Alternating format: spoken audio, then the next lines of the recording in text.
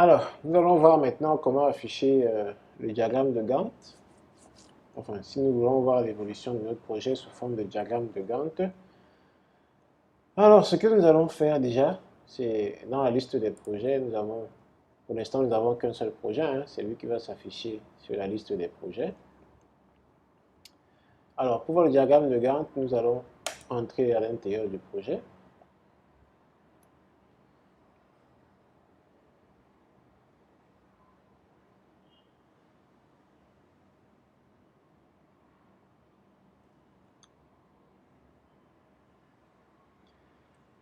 Lorsque nous sommes à l'intérieur du projet, on peut voir les détails, quelques détails du projet.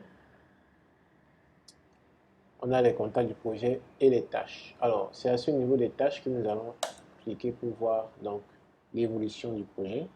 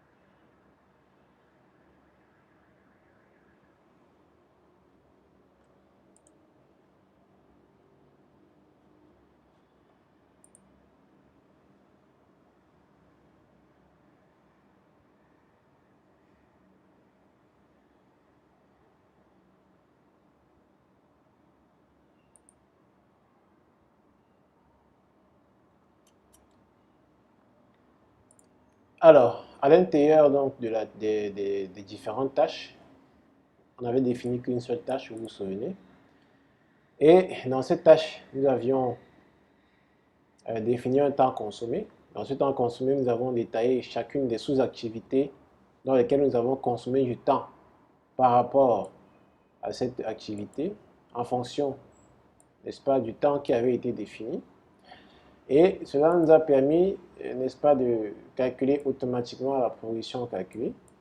Et au chef de projet de pouvoir définir de déclarer une progression globale par rapport au projet.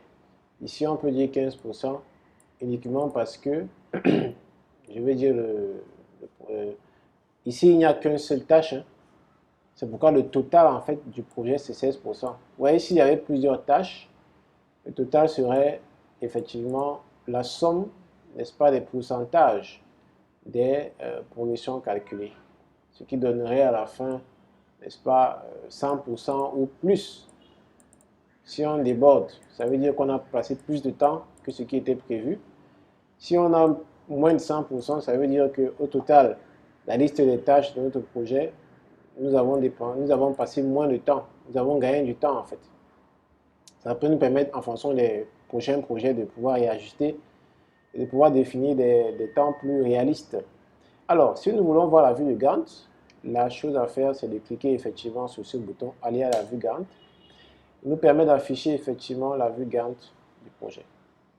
Vous voyez que là, nous avons le projet, nous avons la liste des tâches. Pour l'instant, nous n'avons qu'une seule tâche. Et nous avons la vue Gantt. Alors, nous avons les jours 26, 27, 28 et ça affiche la progression à 15%. Vous voyez, la progression s'affiche avec les détails.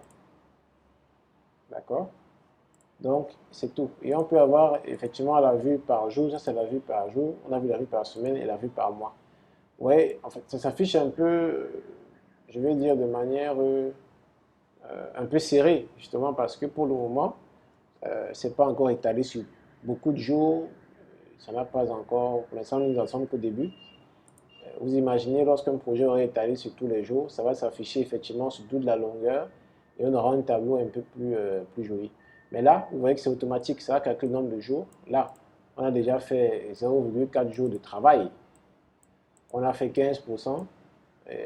Par rapport au projet global, date du début, c'est le 15-8. Le 38, date de fin, le 38 2019.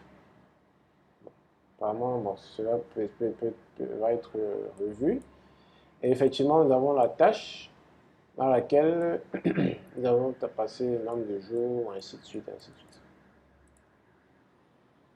C'est tout ce que nous avons besoin de savoir en ce qui concerne l'affichage du diagramme de Gantt.